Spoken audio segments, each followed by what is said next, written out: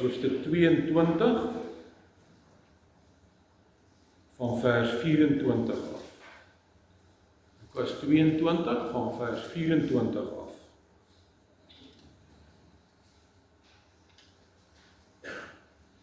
Van vers 14 af lees ons hoe die Here Jesus die eerste nagmaal ingestel het. En dan lees ons van vers 24 die verstommende reaksie wat dit by die disippels teweeggebring het.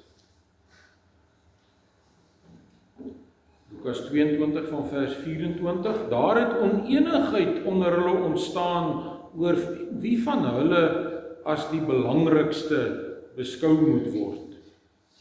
Maar Jesus sê vir hulle, by die nasies is dit so, konings speel oor hulle baas, en die wat gesag afdwing, laat hulle self weldoeners noem. Maar by julle moet dit nie so wees nie, inteendeel, die belangrikste onder julle moet soos die geringste wees, en die een wat die leier is soos die een wat dien. Wie is die belangrikste, die een wat aan tafel is, of die een wat bedien? Tog hy wat aan tafel is, nie waar nie? Maar ek is in julle kring soos die een wat dien. Julle is die mense wat in my beproewings altyd deur by my gebly het. Net soos my Vader 'n koninkryk aan my bemaak het, so bemaak ek 'n koninkryk aan julle, sodat julle in my koninkryk aan my tafel kan eet en drink, en op die trone kan sit, om oor die 12 stamme van Israel te regeer. Dan volg ons teksverse, vers 31 tot 34. Simon, Simon, het Jesus gesê, luister, die Satan het daarop aangedring om julle soos koring te sif. Maar ek het vir jou gebid, dat jou geloof jou nie begewe nie. As jy weer tot inkeer gekom het, moet jy jou broers versterk. Petrus sê vir hom, Here, ek is bereid om saam met u selfs gevangenskap en dood in te gaan.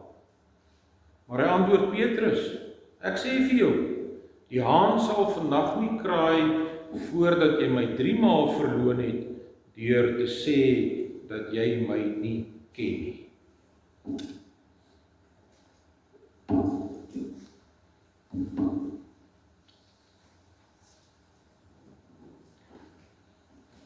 Geliefdes in die Here, ek onthou nog toe ek jonger was, en baie van u onthou dit seker ook, hoe daar dikwels biddae vir reën gehou is. Geweldige droogtes het ons land getuister, soveel so dat daar biddae vir reën uitgeroep is. Dis baie keer op 'n woensdagmiddag. Dan het die hele land tot stilstand gekom, en die mense het in hulle duisendtalle na die kerkgeboue gegaan om te bid vir reën. Gewoonlik het die Here dan ook in sy groot genade uitkoms gegee op sy tyd, en die droogtes is gebreek. Soms is daar na die uitkoms weer dankdae gehou, ook op 'n woensdagmiddag. Maar dan het daar nie so baie mense gegaan nie. Die gevaar was mos nou verby. Wat destyds vir my opvallend was dat daar op daardie woensdae meer mense in die kerk was as op Sondag. Toe al het ek besef, as ons volkie in die nood is ons gou om 'n biddag uit te roep. Maar dit het niks verander aan ons diens aan die Here nie. Min mense se lewens is deur so 'n biddag verander. As ons klaar van die Here gekry het, wat ons gevra het, dan is alles mos weer reg. En dan kan ek maar aanhou om te leef soos ek geleef het. Woensdag smeek hulle die Here vir uitkoms, maar Sondag, op die dag van die Here, gaan hulle maar nog steeds hulle eie gang. Vandag is 'n dag van verootmoediging in al die gereformeerde kerke, en dit is ook vir ons 'n nabetragtingsdiens. Waaroor moet ons nou eintlik verootmoedig? Dit is 'n vraag wat Jesus se disippels ook sou gevra het. Dis 'n vraag wat veral Petrus ook sou gevra het.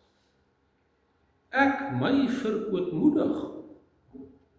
Waarom nogal? In hierdie geskiedenis in Lukas 22 het Jesus sopas die eerste nagmaal ingestel. Het dit u ook opgeval dat die disippels se lewens nie eintlik deur hierdie nagmaal geraak is nie?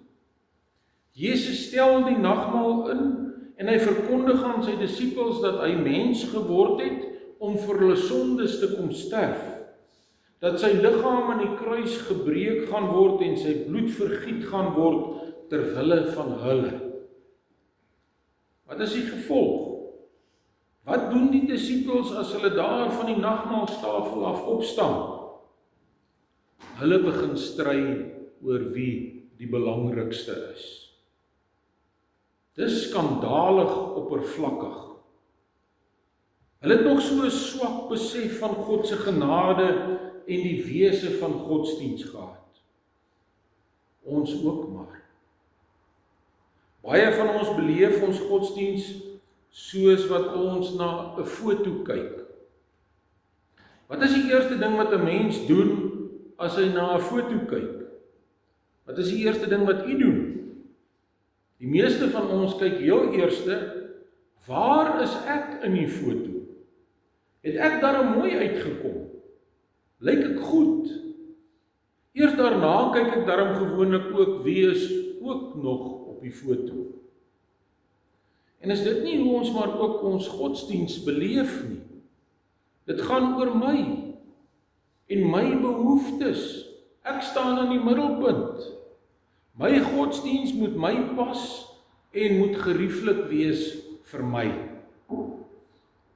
Ons het ook verlede week nagmaal gevier.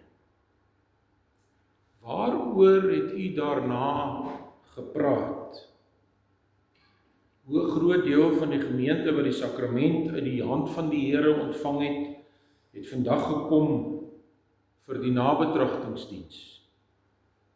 Die disippels stry na die nagmaal wie die belangrikste is. Vir hulle het godsdiens nog nie oor God gegaan nie, maar oor wat hulle van hom kan kry. Doen ons nie ook maar dieselfde nie.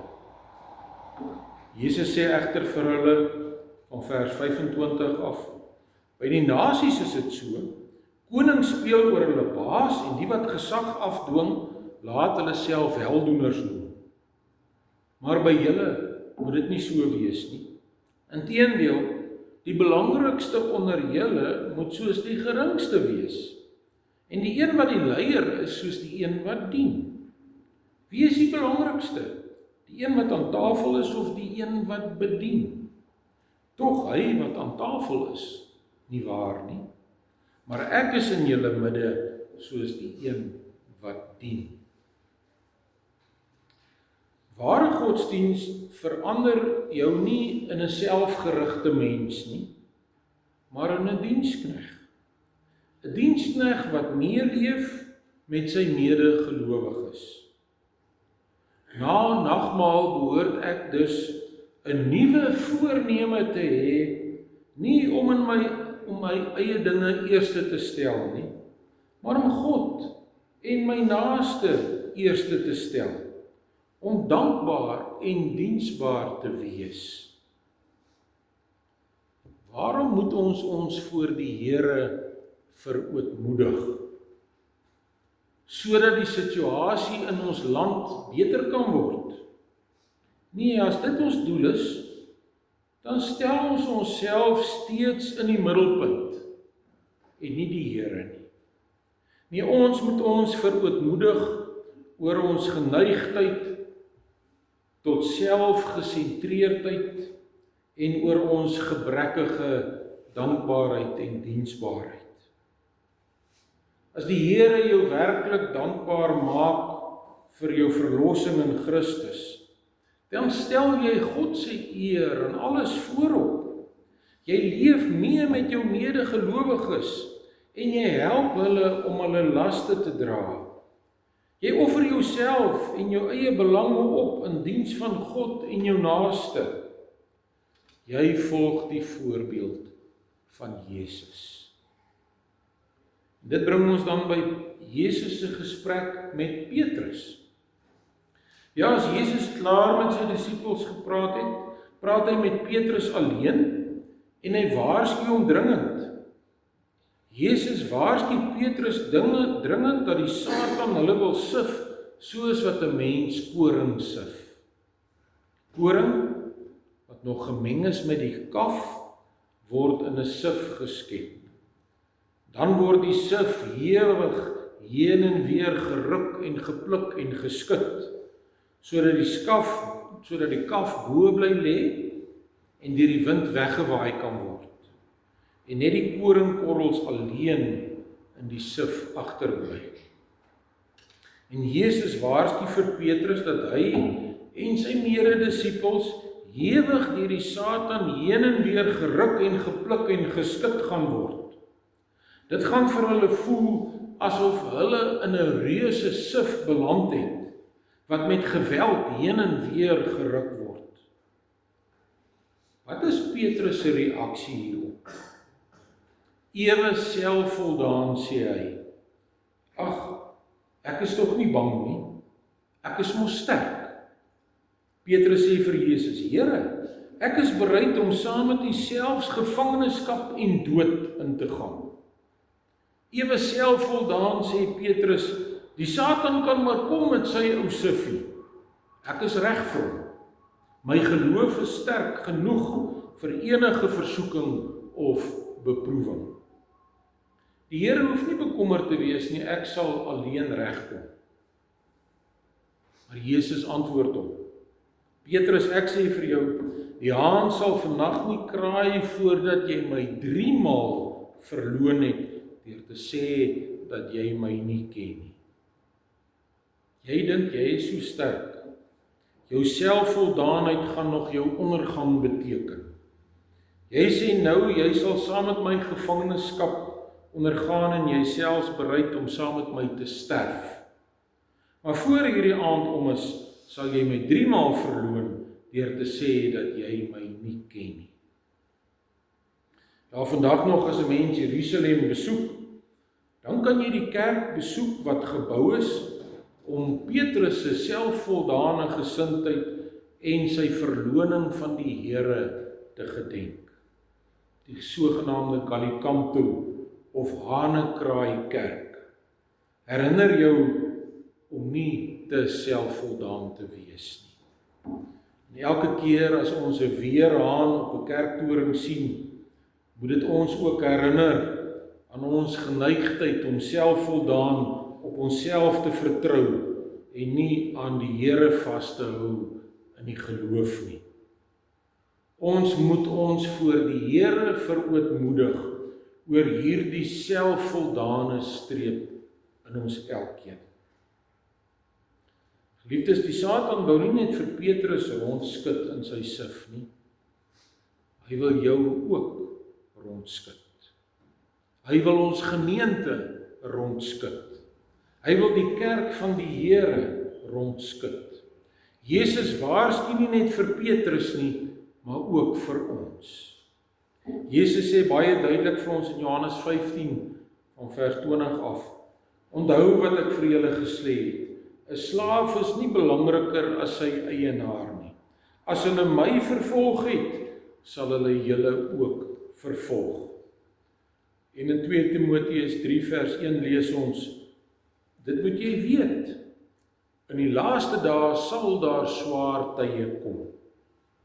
Net so ook in 2 Timoteus 3 vers 12.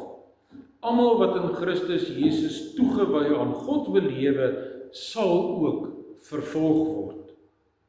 En dieselfde in 1 Tessalonisense 3 vers 4. Toe ons nog by julle was, het ons julle al gewaarsku dat ons vervolg sal word. En soos julle weet, het dit ook gebeur. Hierdie woord gaan nog steeds in vervulling, ook in ons tyd. In lande soos Egipte en Sirië en Nigerië en Sudan en in talle moslimlande waar Christene tot die dood toe vervolg word. Ons gaan ook in die Satan se sif geskut word. Dis nie 'n vraag van of nie, maar wanneer dit gaan gebeur. Daarom moet ons nou al alle selfvoldaanheid laat vaar en nou al vir lewe en dood aan die Here vasgryp. So nie kan dit ook met ons gebeur, dat ons in die vervolging kan sê, ek ken hom nie, ek is nie een van Jesus se volgelinge nie. Ons word nog nie eens vervolg nie, en tog sê ons nou al soms met ons manier van lewe, ek ken hom nie. Maar iemand wat deur die Here vasgegryp is, wil met alles wat hy of sy dink of doen of sê, ek ken hom. Ek ken hom baie goed. Hy is my Here en my Verlosser. Elke keer wanneer ek my voor die Here verootmoedig en my van my sonde bekeer, elke keer wanneer ek 'n erediens bywoon, elke keer wanneer ek die geleentheid aangryp om iets vir iemand anders te beteken, om liefdesdiens te doen, elke keer wanneer ek die geleentheid benut om die Here se naam groot te maak, elke keer wanneer ek op my beginsel staan, of wanneer ek opkom vir die eer van die Here, dan sê ek ook, ek ken hom. Hy is Jesus Christus, my Here en my Verlosser. Ek ken hom en hy ken my. Geliefdes, die hoogtepunt en die troos van Jesus se gesprek met Petrus is, Simon, Simon, luister, die Satan het daarop aangedring om julle soos koring te sif, maar ek het vir jou gebid, dat jou geloof jou nie begewe nie. Ek moet weet, Jesus Christus bid vir my, voortdurend, ook op hierdie oomblik, ook wanneer ek in versoeking kom, of wanneer ek beproewings deurmaak. Al een wat ons van hierdie selfvoldaanheid in onsself kan red, is Jesus Christus self deur sy Heilige Gees. Daarom bevat ons teks nie net rede tot verootmoediging voor die Here nie, maar ook 'n heerlike belofte en troos. Jesus sê vir Petrus, Simon, Simon, luister. Die Satan het daarop aangedring om julle soos koring te sif, maar ek het vir jou gebid, dat jou geloof jou nie begewe nie. As jy weer tot inkeer gekom het, moet jy jou broers versterk. Jesus Christus bid vir sy kinders, ook vir u, ook vir my. Die Satan sif, maar Jesus bid. Wat bid Jesus? Dat Petrus die ewige siftingsproses gespaar moet bly? Nee. Jesus bid nie dat Petrus nie gesif sal word nie. Nee, hy laat toe dat die Satan vir Petrus in 'n geestelike maalkolk gooi. Maar hy bid, sodat Petrus se geloof hom nie sal begewe nie. So bid Christus ook vir ons. Nie dat dit altyd met ons sal goed gaan nie. Dat ons altyd ryk en gesond en voorspoedig sal wees nie. Maar dat ons geloof ons nie sal begewe nie. Dat ons sal volhard in die geloof. Dat ons self in die ergste beproewing aan hom sal bly vashou in die geloof. In Johannes 17, Jesus se gebed vir sy kerk, kry ons voorbeelde van die dinge waarvoor Jesus vir ons bid by die Vader. Ek haal enkele verse aan daaruit, sodat ons 'n goeie idee kan hê van waarvoor Jesus bid vir ons. Vers 11. Heilige Vader, bewaar hulle in u naam, die naam wat u my gegee het, sodat hulle net soos ons een kan wees. Vers 13. Maar nou kom ek na u toe, en ek sê dit terwyl ek nog in die wêreld is, sodat hulle my blydskap in al sy volheid in hulle kan hê. Vers 14 en 15. Ek het u woord aan hulle gegee, en die wêreld haat hulle, omdat hulle nie tot die wêreld behoort nie. Net soos ek ook nie tot die wêreld behoort nie. Ek bid nie dat u hulle uit die wêreld moet wegneem nie, maar dat u hulle van die bose moet bewaar. Vers 17, 18 en 19. Laat hulle aan u toegewy wees deur die waarheid. U woord is die waarheid. Soos u my na die wêreld toe gestuur het, het ek hulle ook na die wêreld toe gestuur. En terwille van hulle wy ek my aan u toe, sodat hulle ook deur die waarheid aan u toegewy kan wees. Dan van vers 21 af. Ek bid dat hulle almal een mag wees, net soos u, Vader, in my is en ek in u, dat hulle ook in ons mag wees, sodat die wêreld kan glo dat u my gestuur het. Die heerlikheid wat u my gegee het ek ook aan hulle gegee, sodat hulle een kan wees, net soos ons een is. En in hulle, ek in hulle en u in my, sodat hulle volkome een kan wees, sodat die wêreld kan weet dat u my gestuur het en hulle liefhet, net soos u my liefhet. Geliefdes, dit is die dinge wat Jesus vir ons bid, voortdurend vir ons bid. Die dinge wat hy voor die troon van sy Vader lê, ter wille van ons. Soos vir Petrus bid hy ook vir ons, dat ons geloof altyd sterk genoeg sal wees, dat ons sal bly glo ten spyte van ons omstandighede. Ja, ons sal ook in geestelike maalkolke van versoekings en beproewings beland. Maar ons moet altyd onthou, Jesus Christus hou nie op om vir ons te bid nie. Die Satan kan maar sif, maar Jesus Christus bid vir ons. Dit is ons troos. Dit is ons behoud. Selfs al verloon ons hom wanneer ons gesif word, hou hy aan om vir ons te bid. En hy self sal sorg dat ons weer tot inkeer kom, soos wat hy ook gesorg het dat Petrus na die verloning tot inkeer gekom het. En daarom gee hy sommer al voor die verloning en voor die inkeer die troos en die opdrag. Simon, Simon, het Jesus gesê, luister, die Satan het daarop aangedring om julle soos koring te sif, maar ek het vir jou gebid, dat jou geloof jou nie begewe nie. As jy weer tot inkeer gekom het, moet jy jou broers versterk. Iemand wat hom werklik verootmoedig voor die Here, en wat deur die Here tot inkeer gebring word, leef nie meer vir homself nie, maar vir God en sy medegelowiges. Hy leef om sy Here te verheerlik en om sy broers en sy susters in die Here te versterk. Hierdie dag van verootmoediging sal ongemerk by baie mense verbygaan. Sommige sal egter tot inkeer kom en hulle broers en susters versterk deur mee te leef met hulle en hulle in hulle nood by te staan en deur saam met hulle elke erediens by te woon en deur vir hulle te bid en deur hulle te bemoedig.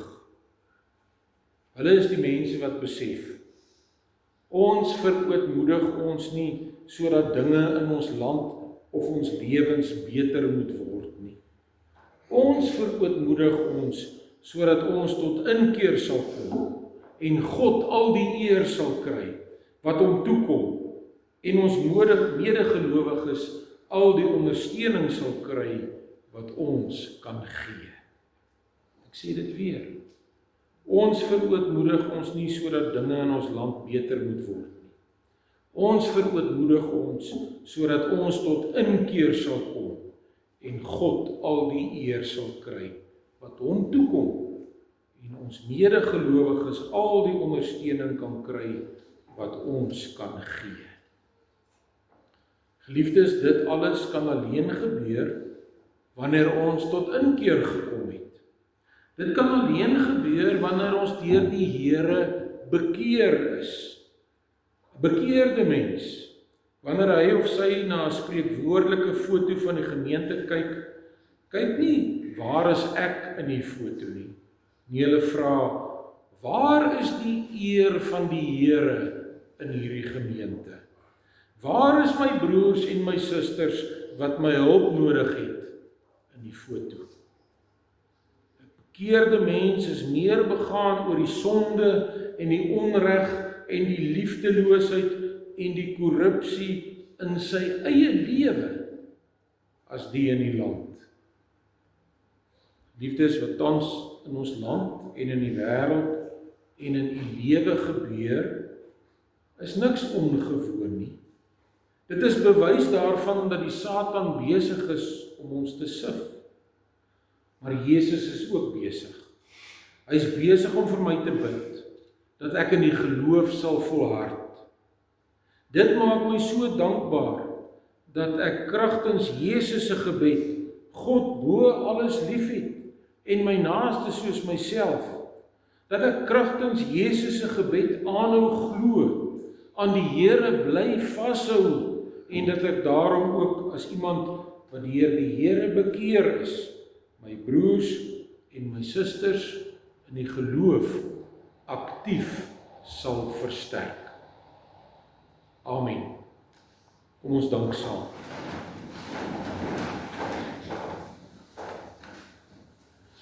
Onse Vader wat in die hemel is, ons staan opnuut weer verstom oor die grootheid van u genade. Dat u ontferm oor mense wat volhard in hulle sonde, wat steeds 'n streep van selfvoldaanheid in hulle self het, wat net na hulle eie belange omsien. Ja, u ontferm u oor ons, deur ons nie te los soos ons is nie, maar deur ons harte te verander, deur vir ons 'n nuwe hart en 'n nuwe gees te gee, sodat ons u bo alles sal lief hê en ons naaste soos onsself. Ons dankie vir hierdie geleentheid wat ons het om ons voor u te verootmoedig. Nie net dat dit sal beter gaan in ons land nie, maar dat u ons elkeen sal bekeer en dat ons as bekeerdes mekaar ook in die geloof sal versterk. Ja, ons dra steeds hierdie land aan u op, sodat hierdie land meer en meer 'n land sal wees, wat u eer, wat u naam groot maak, wat u lof besing. En ons weet, daarom het ons ook die verantwoordelikheid en die opdrag om u blye evangelie in hierdie land uit te dra en te verkondig, sodat die uitverkorenes tot geloof kan kom. Ons vra dit in Jesus Christus se naam. Amen. Ons gee nou geleentheid vir die diakens om die liefdesgawes om te saam.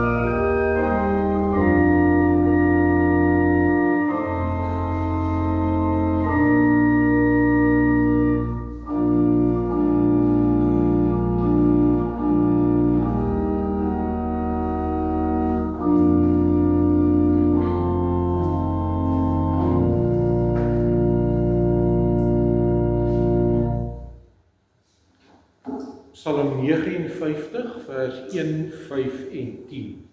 Red my, o God, wil my bewaar, die vyand kom 'n sterke skaar. Neem my tog in die hoede en wag vir teestanders en onmag. Die manne wat net onreg werk, is in hul bloeddors my te sterk. Psalm 59 vers 1, 5 en 10. Daarna bly ons staan vir die seën van die Here.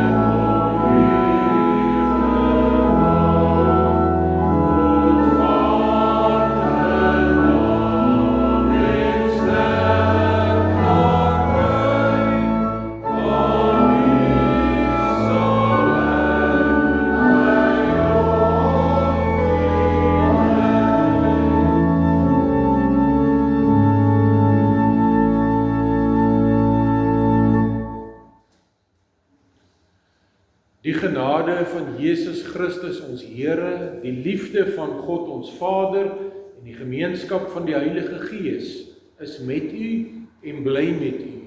Amen.